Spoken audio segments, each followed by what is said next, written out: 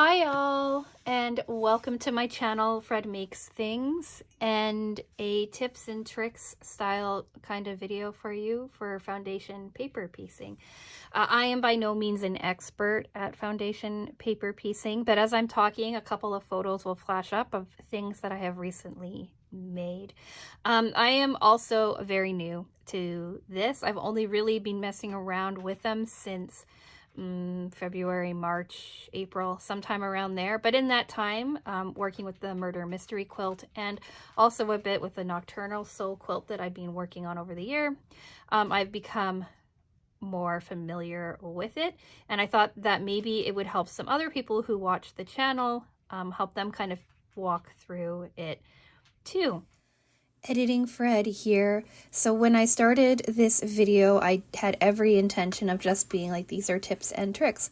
And I ended up just doing a complete walkthrough of the first template. So it is start to finish first template that I created to talk about, to show you to do whatever, what have you. So the rest of the video is accurate in that regard, but anytime I mention tips and tricks, or anything like that, just know that that was my original intention. Secondly, this tutorial video is going to be broken up into two separate videos. This video is going to be walking through making the very first template that I show you, the tree, and then the second part, or the second video, which will be up tomorrow, is going to be discussing some of the different aspects of some of the other templates and kind of talking about like how to assemble them, put them together, that sort of thing. And then Friday is still going to stay being the mug rug that I had planned. So that is it for now, but I will also film an outro and you will see that at the end of the video. This video is going to be in several parts. I don't know how many parts yet, but timestamps are on the screen for you in the description box and as chapters in the video. So if there's a specific part of this video that you came searching for, a specific thing that you are caught up on, do feel free to use those timestamps. If you want to get your hands on the templates I am using, I made them myself. Links, Google Drive links, are in the description box for you. I have them listed as individual links to the individual templates, and then a link to all of the templates together. And there might be a short PDF on how to do foundation paper piecing, but this is not a comprehensive tutorial. I am not experienced enough with it to tell you all how to do it exactly, but I am going to share with you how I work on them myself. If you do this kind of stuff and you think you have a better way of doing it, or you have your own tips and tricks, do feel free to leave those comments down in the comment section. But please be kind. If you are mean or nasty, I'm likely just going to delete your comment. So keep that in mind when you're writing things. We like happy and constructive criticism, but if you just go in there to tell me I'm doing it wrong and I suck, I'm just going to delete your comment. So yeah, before we get started, I do want to say hello to everybody. Hello to the new subscribers, the OGs, anyone in between. Hello to the people who are curious about foundation paper piecing but are uncertain about it, don't know where to start, are kind of looking for a refresher, anything like that. Any reason you've clicked onto this video, you are also very much appreciated, and your kind and thoughtful comments are always so welcome in the comment section. So yeah, this is going to be a long video, I think. So let's get into part one, talking templates and materials needed. So of course you need your standard sewing stuff, right? Your sewing machine, things like that. I use a regular like rotary cutter, right? With a nice blade for everything. Oh, I am blinding myself with that. But I use like a regular rotary cutter for cutting fabric, but then I use a dull rotary cutter for cutting paper. So if you see me like cutting onto anything with this blue one, it's for paper, and I'm currently using this like blue and pink one for fabric. You also need templates. I have you could also use scissors too. I have 5 different templates in front of me. I'm going to walk you through start to finish this simple tree template that I made. But then if you want to get more creative, I did a striped tree, like a straight striped tree. I did a slightly angly kind of striped tree. I did a simple present design. It might be hard to see the present in there, but we've got a bow on the top, a present in the bottom with a ribbon running through it, right? And then we have background pieces. And then I also have this more complicated multi-step, multi-piece present. And this one here has the bow running up and down and left to right, or the ribbon running up and down and left to right. And then also a more complicated bow for if you're feeling really like you really want to expand your testing. But we're going to walk through this template itself. You're also going to need glue. I just have this temporary adhesive glue stick that Silver's Club sent me, but school glue and stuff like that usually works quite well as well. You just need it to glue your main starting piece onto your template. And then of course you're going to need fabric. Now these templates make a 6.5 inch square block, and that's because on Friday's video we're going to be talking mug rugs, and I like to make mug rugs out of 6.5 inch squares. So you can use scraps if you have them. I pulled some green scraps for the trees, but if you don't have scraps, these are all fat quarter friendly. So I also pulled these 3 pieces of fat quarters for the trees, and the wrapping paper and the trunk of the present. You can use directional fabric, but it gets a little bit iffy when you're doing the background pieces or the bow and ribbon for directional. But if you want to use directional, feel free to do so. It's just an extra step you have to pay attention to.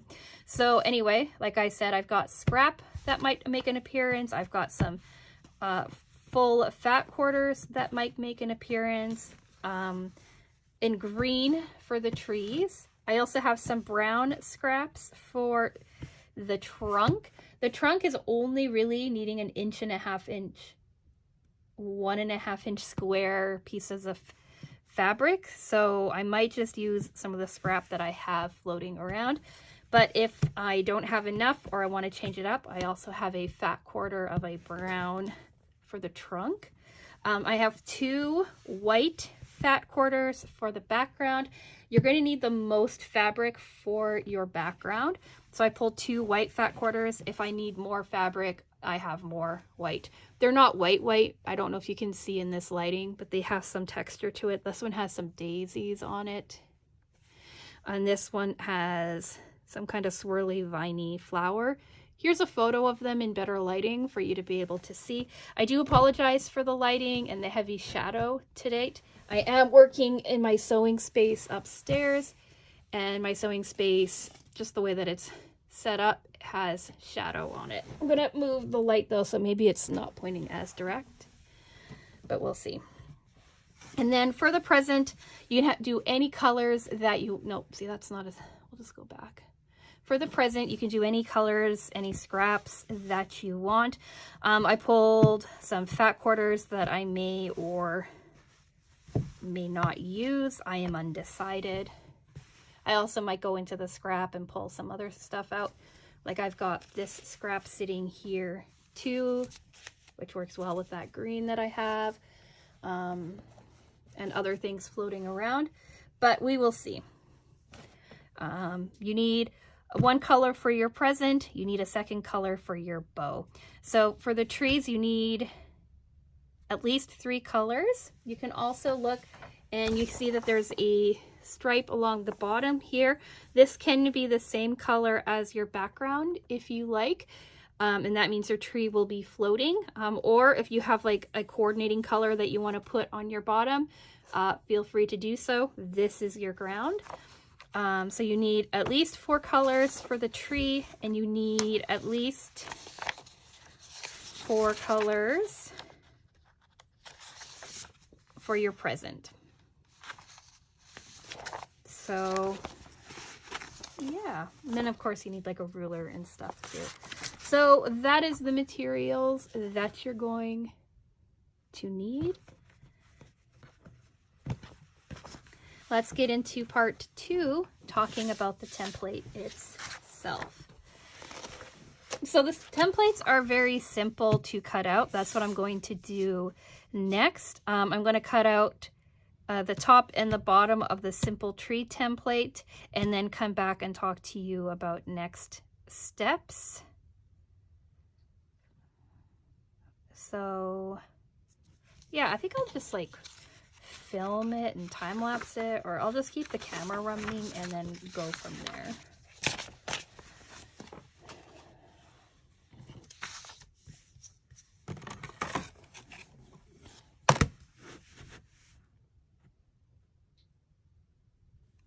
So the way that I designed these templates, might as well talk as I'm cutting some of them out, is that I made like a solid line on the outside. And then I have like a light gray line on the inside. And a lot of paper piecing doesn't have any sort of like, well, no, I shouldn't say that. They do have like an outside and an inside line that you can cut out, or that you can follow. So the outside line is the line that you cut. And then the inside gray line is your seam allowance line. And that will come in handy in the future when you're getting ready to put your pieces together.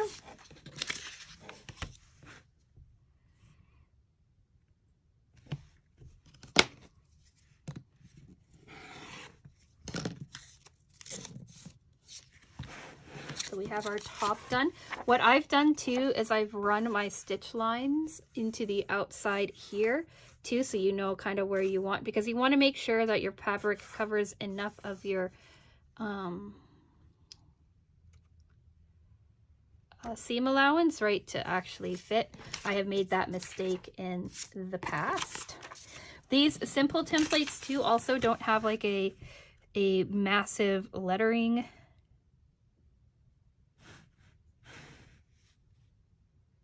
system.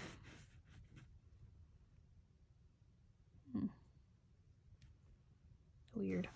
They don't have like a really big lettering system on them, because you're just attaching like A to B. Why didn't that cut straight? Also, there's some forgiveness in this pattern in general too. If you don't end up getting like a 6-inch piece or 6.5-inch piece, whatever size you end up ending up at and squaring off at the end is perfectly fine.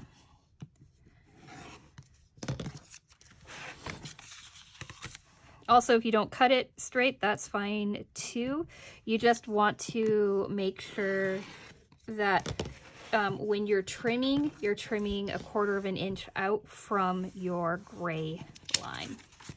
So those are the 2 pieces cut out, A and B.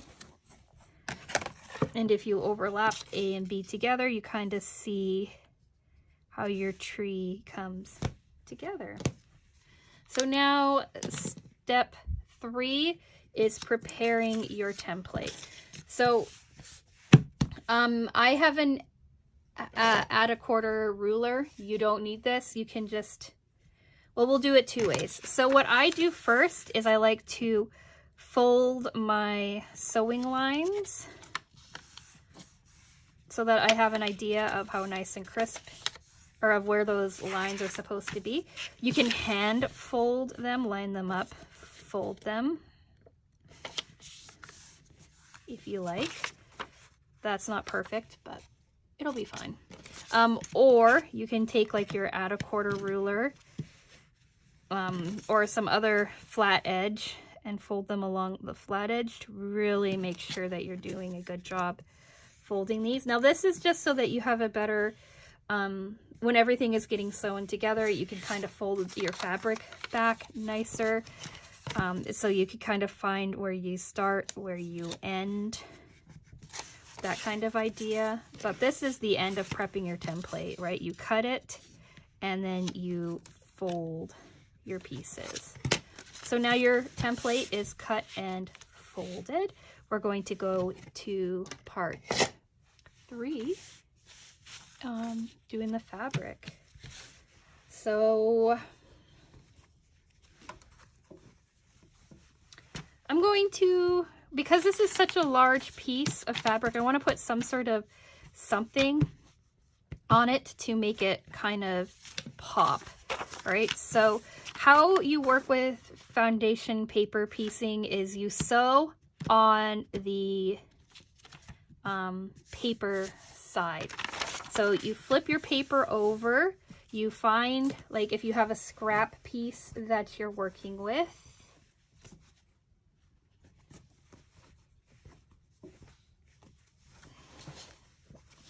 like say you're working with this scrap piece, you kind of measure out your scrap piece, make sure that everything fits on the other side. You can hold this up to a light source if you like, but you want to make sure that your piece fits. I'm going to use this piece though. So you could do 2 things. You can pre-cut a strip, which is what I'm going to do. You should iron this too, but I'm not going to. Let's move the fabric out of the way.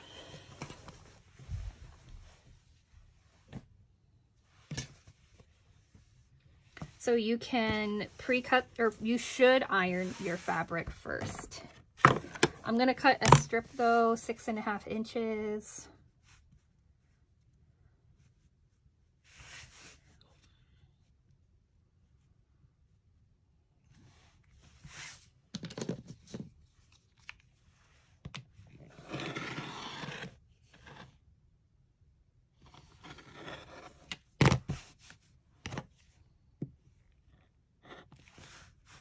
I need to change my rotary cutter. I just said in a comment on somebody else's video, I'm like, oh, I just changed my cutters or my blades, but I don't think I changed that blade with how that just cut. So anyway, we've got this piece now. What we're going to do is we're going to glue the back of this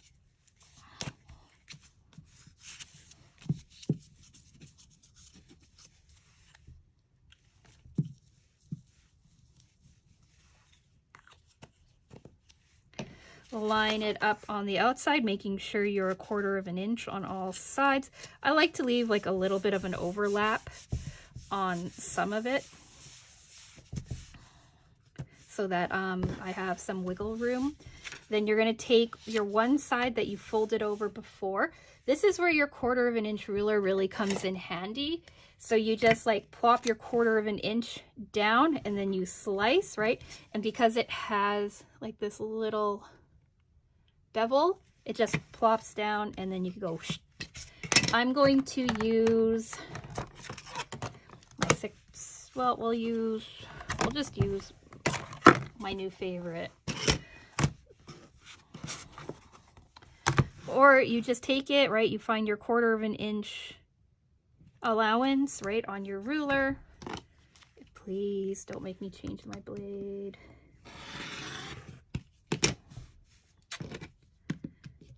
I wonder if this one works. Then you do it on the other side.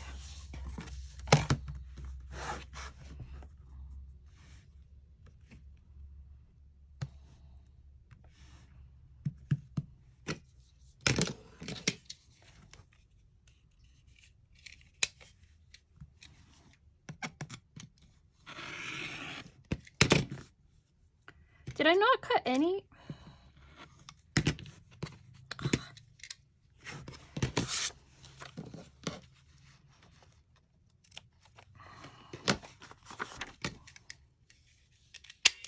Or, like, I made a note that I changed my blades. Did I just, like, think I changed my blades and then I made a note saying I changed them and then I forgot to change them? Is that what happened?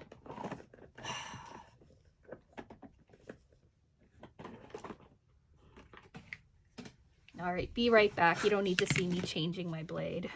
Okay, I'm back. I changed the rotary blade and then I cut a strip of the white fabric so that I could match it up and test to make sure my blade was on correctly so that all is well. So now we have our white fabric. You can trim this down more if you want to. I tend to just work with like a larger piece of fabric and then work down. You're going to see 2B, right? So here's your tree shape cutout, right? That's following your template. So you have like your 1/4 inch seam allowance. And now you're going to take your white, place them right sides together on your B side, right? So, or your 2 side, right? 1A means this is first. A means, right, your whatever color that corresponds to. In my case, it's green for my tree. Then 2 means you're gonna sew these 2 together first. B means your next color, your background color, that's this. So you're gonna take that, you're gonna line it up here like so, right? If you're uncertain, you can flip it over. Make sure that everything is fitting on like you want it to. I cut this strip at 7 inches rather than at 6.5, like I said my other strip was, just because I got a little concerned with how wide this was. And now we're going to sew. So I'm going to sew and I'll be right back. So we're back. I sewed it, right? I lined up my lines together. I sewed it down on this side following the line. I started a little, like about 1/4 inch or so above. God damn, that glare. See, if I were right-handed, it would be better. So I started this like a little bit above so that that's caught in the next seam allowance, sewed along my black line and ended. The most important thing is to start and end your pieces where they suggest, especially when you're on a seam allowance line, like especially on a join line like down here, because even if you get like a little bit off through the middle, as long as you are coming out at the bottom where you're supposed to be, right, and at the top where you're supposed to be, it should be fine. I then pressed my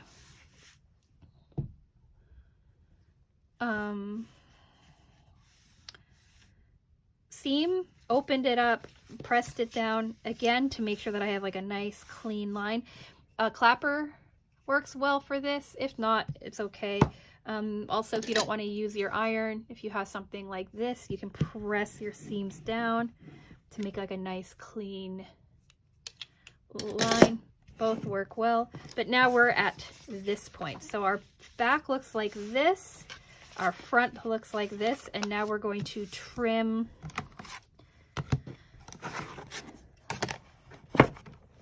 your white off. Now I always trim a little bit past my seam allowance point, and then I come back and I clean it all up really clean later. So you can be really precise when you use this. You don't have to be. You end up with some little pieces, but if you're doing like a small enough and a fussy enough project, you will end up using up a lot of these pieces. So there you go. Your one side is done. Now you're going to take your thing, do the exact same step on the other side, lining it up, right? Sewing on this side. And I used a really small stitch length. It's like a 1.25 or so. And that is so that the paper perforates really easily, and you can come back and rip it off. Double check, make sure you're lining it up so they fit. It does not.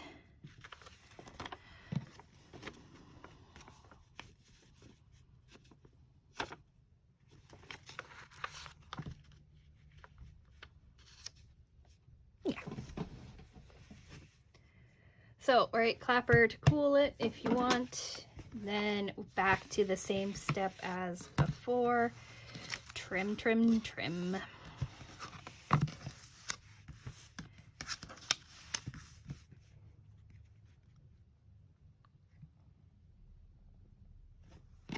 There's no right or wrong way to trim. As you work through doing these, you'll figure out which pieces feel like how you want to trim to save the max amount of paper or the max amount of fabric that you want, that you need, what have you.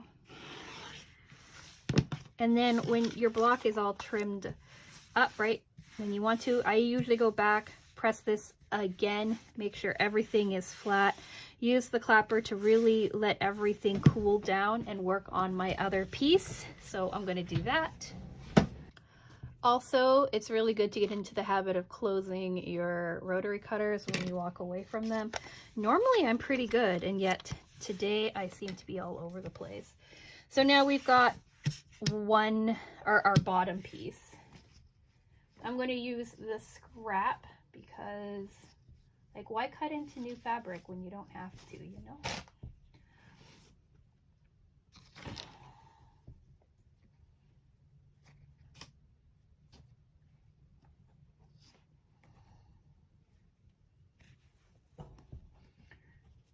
That other piece.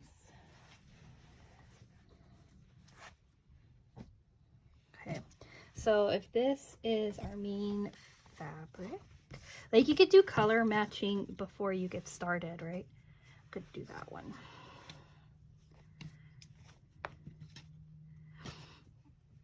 But I like literally was like, yeah, I'm gonna be more prepared, and then I was like, no, I want to work on this tonight.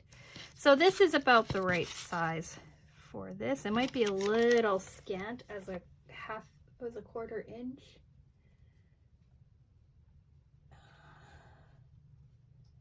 Ooh, but it works sideways. So glue in your A spot. This is your one spot. Oh, shadows. In your one spot. So you put your glue down. You find your piece. You lay it down. Now, if you want to be precise and save the most amount of fabric that you can, use a light box or hold it up to the light. That's what I just did.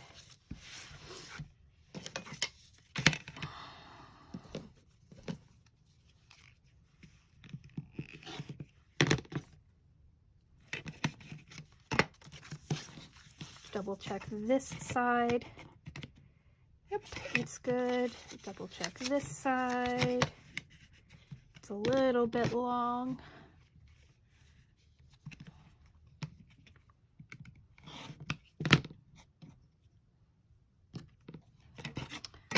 And there you go. So 1C, C for the trunk. Now we're going to line up the B. Do we have enough fabric here? Ooh, we do. So we're going to do that.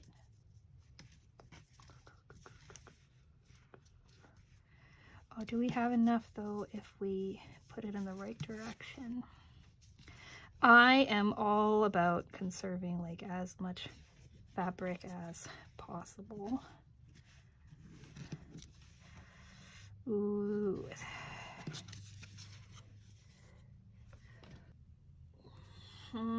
That's gonna be tight. Is this side shorter, longer? It's gonna be too tight for comfort. So we're just gonna take a new piece. Line her up. So we're down. I'll be back when all three pieces or all of this is sewn together. Okay, so now we're on to the bottom piece, right? We've assembled our two side pieces. And now we're on to the bottom. So what you want to do is you want to lift yours up. Sometimes if you sew too far down, I always seem to do that, you will still be able to fold it enough that you can see like the tip of like where your trunk ends. Right, and that's like your seam allowance is in there too. So when that happens, I just line it up with that bottom piece. If it's a little bit longer, then that's fine. You don't want to be too short with your seam allowances. You want to give yourself some space. But when you line them all up, there you go. And now we're just going to line up our last piece. Sew that down and then be right back. All right, so it is okay to make mistakes when you're working on these as well. I'm going to show you one of my mistakes. I've done it twice. I ironed this really nice and flat, got it really nice and clean, so I'm going to trim it right up to the edges of my block. For some reason, on this particular template, this gray line is longer than it should be, so I have to go back in onto the template itself and adjust that. So I'm not sure which one is sitting wrong, but in the templates that are down in the description box, those are done right. So we're just trimming all of our sides, making sure everything is nice and clean.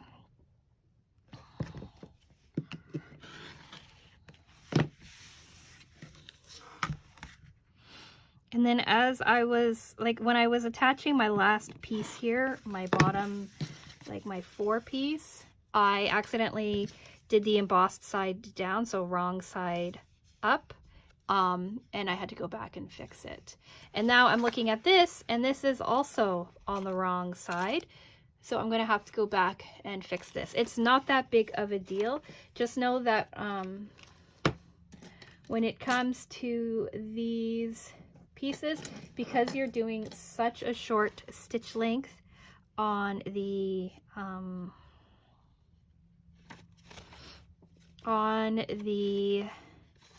paper, right, for the whole thing, to perforate it so you can pull it apart easier, you want to be careful, because if you have to undo this too many times, you're gonna have it come apart. So just know that if it gets really bad, you might want to reprint the piece, and if it's only mildly bad, you can always just tape it. Sew over the tape if you need to, right? I always keep some masking tape, some painter's tape upstairs in case those things happen. And because you're already sewing through paper, I don't think it's that big of a deal to be sewing through like a little bit of tape too. I usually immediately change my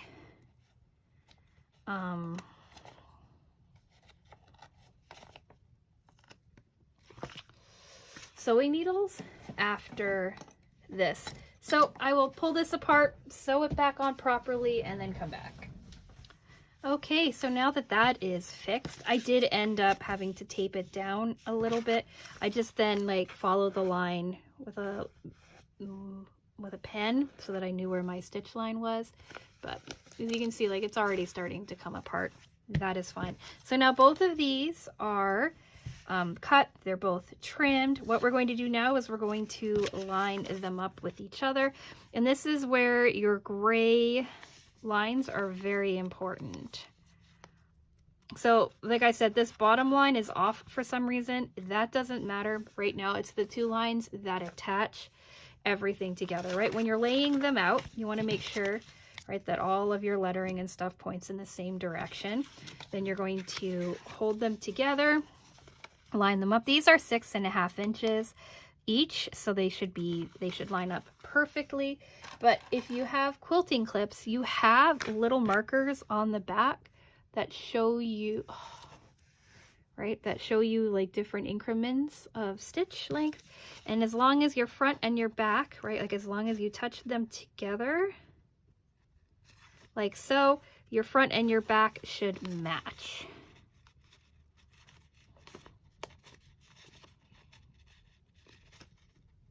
This is a good indication on whether or not my templates work.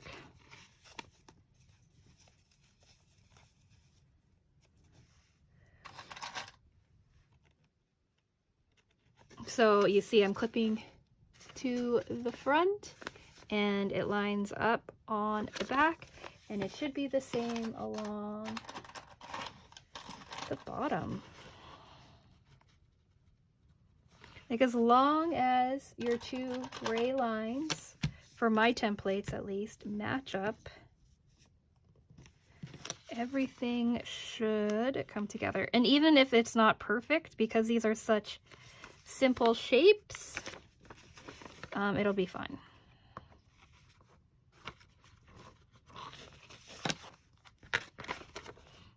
Looks like I need to do some fussing.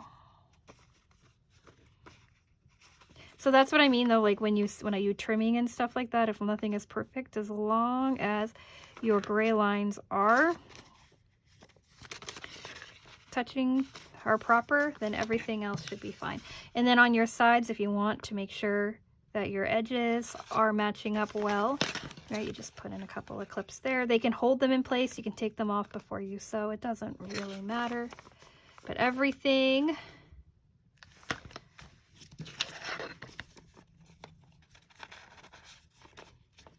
my cats are demanding dinner. Everything should line up. And now we're gonna sew just along this gray line.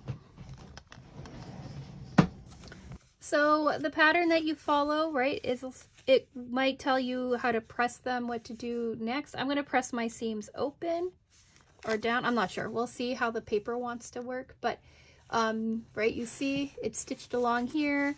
It's stitched along that same point on the back, so you know that your seams are going to match. Open it up before you take it all apart and make sure everything lines up like you want it to. And then what I'm going to do is I'm going to pull my paper off of my seam allowance before I iron it flat. Because it's a simple project, you can pull all of your paper off now if you want to. But I'm going to pull my paper off.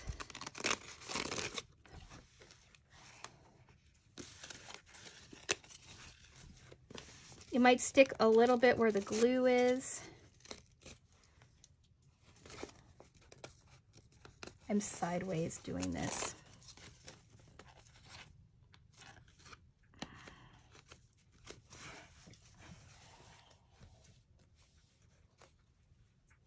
But the important thing is when you're doing your seam allowances that are finished, if you have any seam allowances that you'll be working with in the future, you might want to keep your paper on that.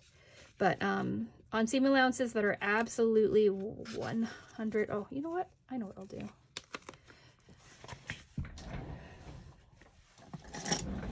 Your seam allowances that are absolutely 100% finished, you want to iron them in whatever direction you want them to. When you're building like a lot of bulk with some of these too, you'll learn which side you want to do more than another side. Sometimes the sheer bulk of the paper will have you leaning in one direction rather than another. So you want to just press your seams in whatever direction it's telling you to. Iron everything nice and flat. Pull your paper.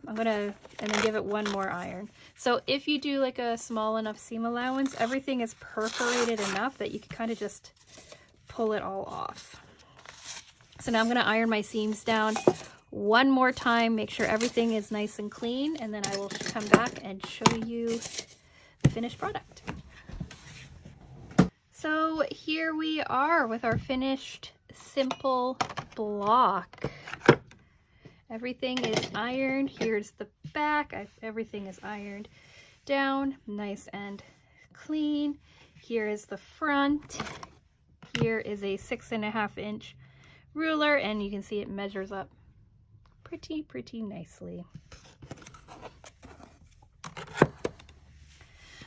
You have like some scrap pieces that you'll be able to work on with other projects and stuff, right? You have like this is what I mean. You don't need a whole lot of fabric for your two main colors because you just used like a little bit of each. But there you go. So as Editing Fred said in the introduction to this video, I am going to end this part of the tutorial here. Tomorrow we are going to be talking about the other 4 templates. I'm going to walk you through how to do the striping from the template. I don't have the templates in front of me anymore, but here is a sample of the striping. Here's the straight striping. Here's the angled striping.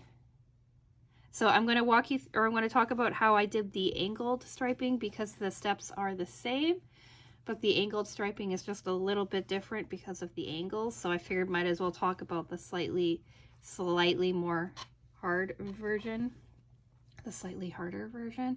Then we're going to talk about the present. Here's the simple present for you to take a look at. I'm not moving Junior because he just keeps jumping up. So here is the simple present for you. And then we're going to talk about how to assemble the blocks with this present here. Instead of showing you any of the trickier pieces to the present, because none of it is really tricky, we're just going to jump right into the more difficult part of the present here. And you just heard me say too, oh, like here are pictures of the finished templates, but I'm not going to add those in because I'm showing them to you now. So here's the most difficult present, the most difficult block, which is not very difficult at all. Then we have the other present. We have the angled tree. We have the straight striped tree. And then this was the tree that we finished in this video. So yeah, that is what Thursday is going to be. It's going to be talking about those other blocks. Friday is going to be a mug rug tutorial. So we're going to take what we already have here and then we are going to turn it into something usable. So that's Friday's video. Every single day up until December 25th, we are going to be doing an Advent unboxing video for you as well. We have 2 sewing related Advent calendars that we are working on. That is a separate video. It will either have gone live already or it will be going live soon. So do check those out if you want to see what I'm unboxing too. So we're having a video Wednesday, Thursday, Friday, and then our next non-Advent video is going to be on Monday, or additional video to the Advent. The Advent boxes are supposed to be like the bonus videos. Our regularly scheduled content on Monday is going to be a Mary Maxim crochet project review. Wednesday, I'm hoping to talk about that Sewers Club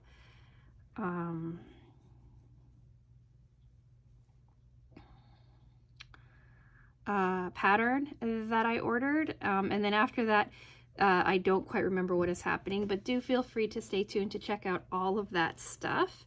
Like the video if you've made it to the end of the tutorial. Add your own thoughts and opinions and considerate comments down into the comment section as well.